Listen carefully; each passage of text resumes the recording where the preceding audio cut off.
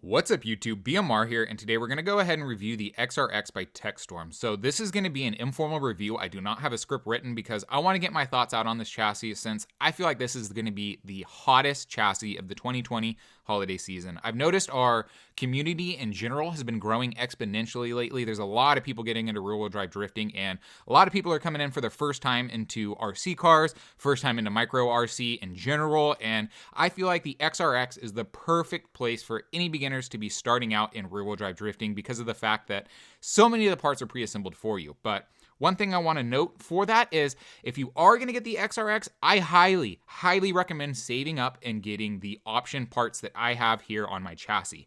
So right here, we have about 90% of the full option parts, or 90% Blue Thunder, whatever they're calling it online. But basically, I have most of the upgrades on this chassis. The only things I did not upgrade are the front lower arms, the rear lower arms, and then also the adjustable wheelbase. So I didn't get those parts because the front lower arms, I was just being cheap. The rear lower arms will allow you to adjust the track width in the back, and I don't need to adjust the track width. I use narrow bodies, so this is absolutely fine for me.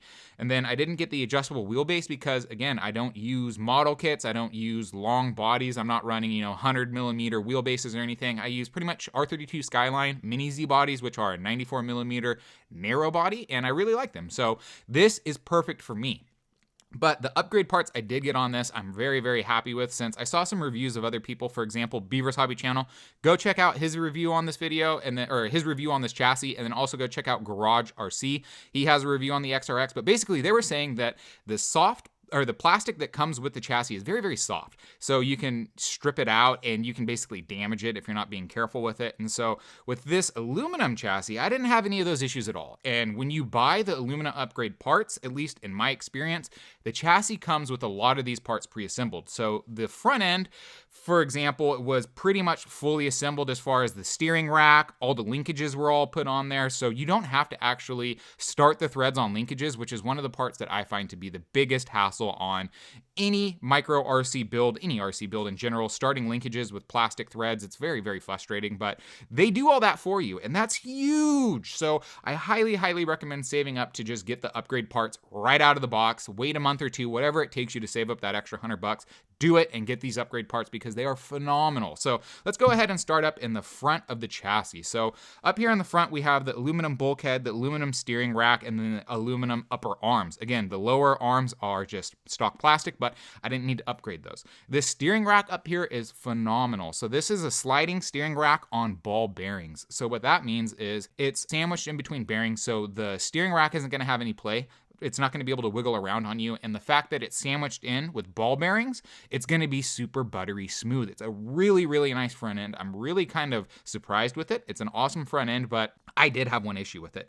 So the left rear side bearing on my steering rack, for whatever reason, that screw keeps coming loose on me. It keeps backing out. I'm going to have to Loctite it down, but I've noticed that bearing on that side is also grinding a little bit. There's some kind of resistance in there. I need to take these bearings out. I need to clean them and see if it's a damaged or destroyed bearing or what. But either way, overall, that grindiness in that one bearing isn't affecting my steering at all. It's not causing any hesitations or vibrations or anything that I can notice in the gyro, or no issues. But I just wanted to point out that these screws up here, they can back off because of the fact that the steering rack is going left and right. It will work screws loose. So that was just something I noticed, and I noticed it because my steering rack was wobbling, and then I just had to tighten that screw down and we were good to go. So anyways, moving from the steering rack, moving back a little bit, we have the servo right here, and these servo mounts I have on here are upgraded servo mounts, I guess. And so one thing to note is the servo mounts correspond to certain sizes of servos. So I'm not 100% sure what servos are what, but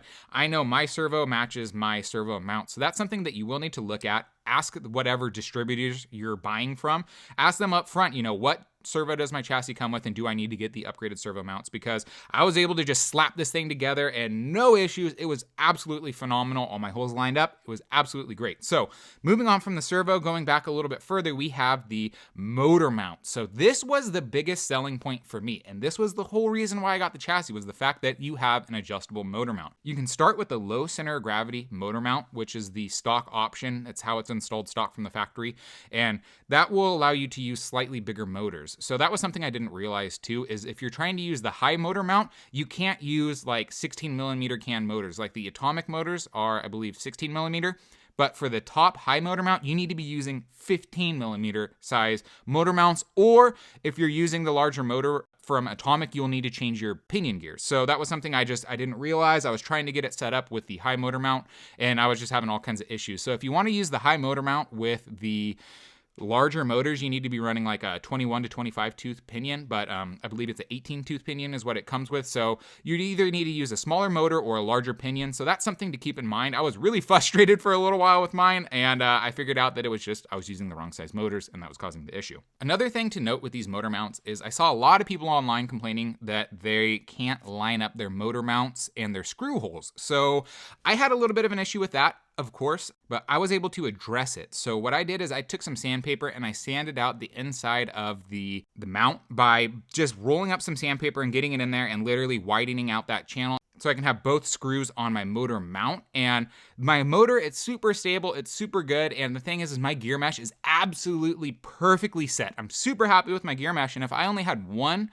screw in there, then your motor can potentially shift around, and that can mess up your gear mesh, and it can cause, other issues. If your motor is wiggling around, that's not a good thing. So I highly recommend, if you're having any issues with your motor mounts, not being able to put your screws into the motor, go ahead and sand your motor mounts. It's going to be worth it, so that way you can have both screws in there and you can have an absolutely perfect gear mesh. I'll show you guys what I mean right here.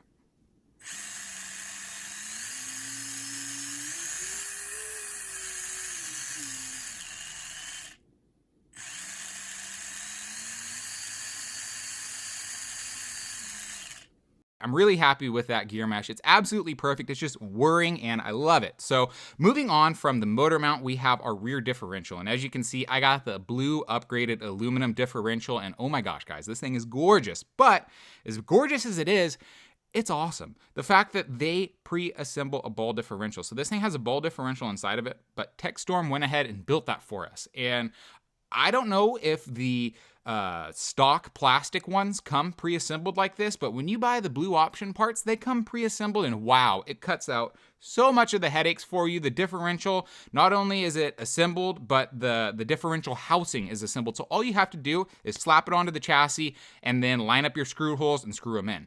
So regarding those screw holes, that was one issue I had with this chassis, was my screw holes for my differential housing were pre-stripped on the bottom of the chassis. So that sucked. If you go back and you watch my build video, I actually recorded the full build of this on camera, and you can actually see at that point where I put the differential housing screws in, they just spin and spin and spin and spin and spin, and that was really, really disappointing for me. But that said, the fact that they are stripped out, they're not backing out at all so far.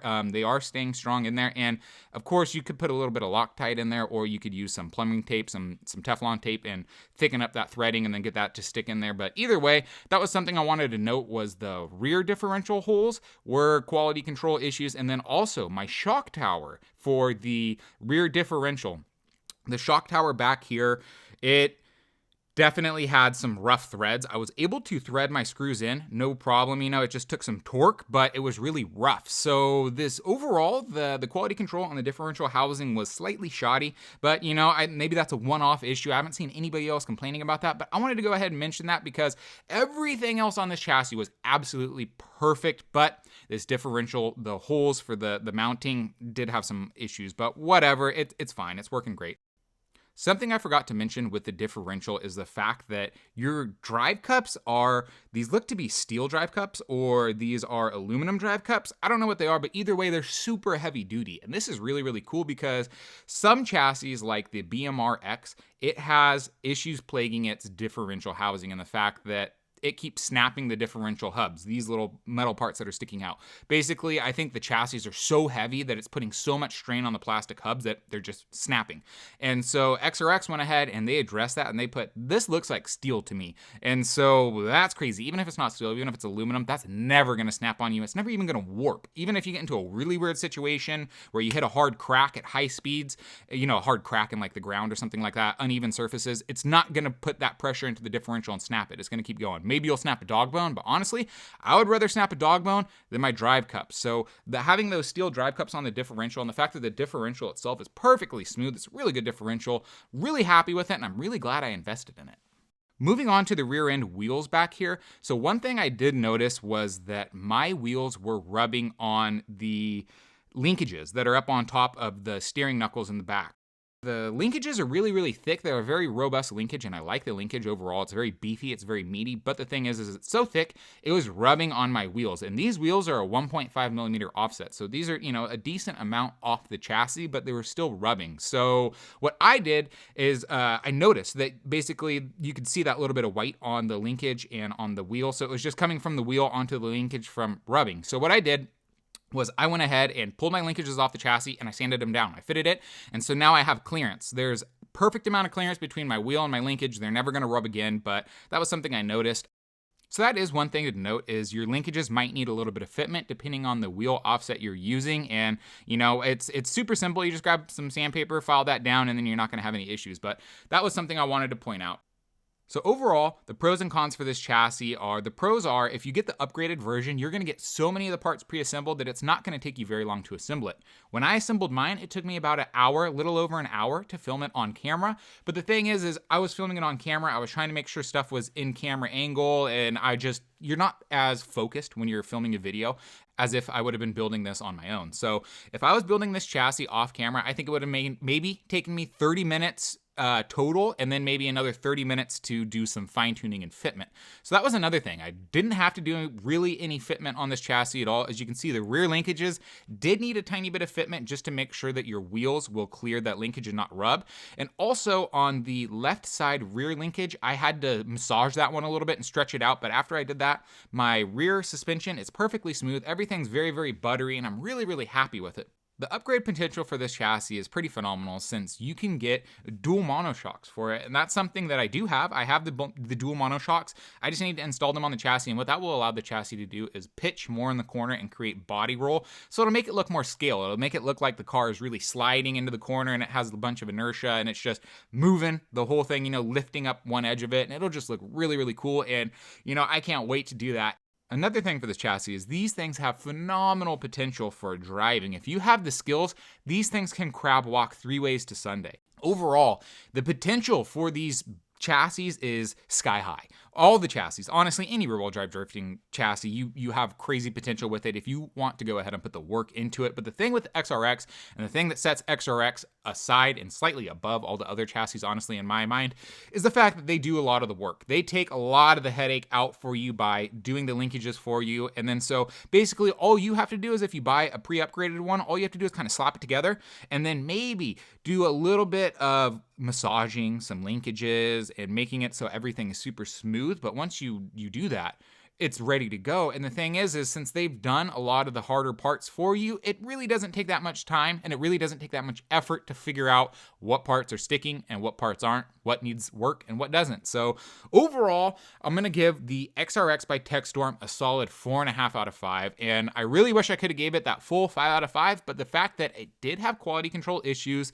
with the differential housing, and differential housing has a lot of vibration, it has a lot of stress in it. So the fact that the holes of that were pre-stripped from the factory, that is a big blemish on it, and so that's going to knock it down. Overall, the XRX has the potential to be a solid 5 out of 5 chassis, but it comes down to quality control, and I'm a little disappointed that we did have quality control issues, but at the same time, what do you expect? Look at all this aluminum and look at the price tag we're paying for it. So you're getting crazy value for your money, and I think the XRX is definitely worth it. So if you're new to rear-wheel drive drifting, if you're watching this video because you want to buy a rear-wheel drive drift car, get the XRX. Do it. And I highly recommend getting the upgrade parts for it. So get the differential housing for sure, and get the steering rack, aluminum steering rack for sure. All the other upgrades are kind of meh, but definitely get the differential and definitely get that aluminum steering rack, because the fact that it's pre-built, guys, that's crazy. The value, think about how much time it would take for you. What's your time value of money? How much does it cost you to put an hour of work into your car? Maybe you enjoy it. Maybe you like to do it, or maybe you're a guy who doesn't have time to be, building the toys. You just want to, kind of sit down, decompress, grab your toy, slide around, and get some stress off your shoulders. It's a give and a take. So if you are a person who wants to get your car built as fast as possible and have as minimal headaches as possible and all that, get the XRX. If you're a person who wants to go ahead and put a lot of time building, tuning, fitting everything, get a DRZ V2. Both chassis are awesome, but you know, I'm gonna say the XRX is a better value, just because of the fact that it's pre-built. A lot of the headaches are already done for you. They've troubleshot a lot of stuff for it, and you know, thank you Techstorm for doing that, because this is awesome. It's a phenomenal chassis. So anyways, guys, if you have any questions, leave them down below in the comments, and if you need, if I skipped over anything, if I glossed over anything, again, just, you know, leave it down in the comments and we can address it there. But I'll be making more videos on this chassis in the future. I just wanted to get this one out as quick as possible, so that way I can get some information for those people who are, like I said, new beginners looking to get into rear-wheel drive drifting for the holiday 2020 season. I think XRX is going to be your ticket. So guys, hope you enjoy this video. I hope you guys have a wonderful day, and I'll see you next time.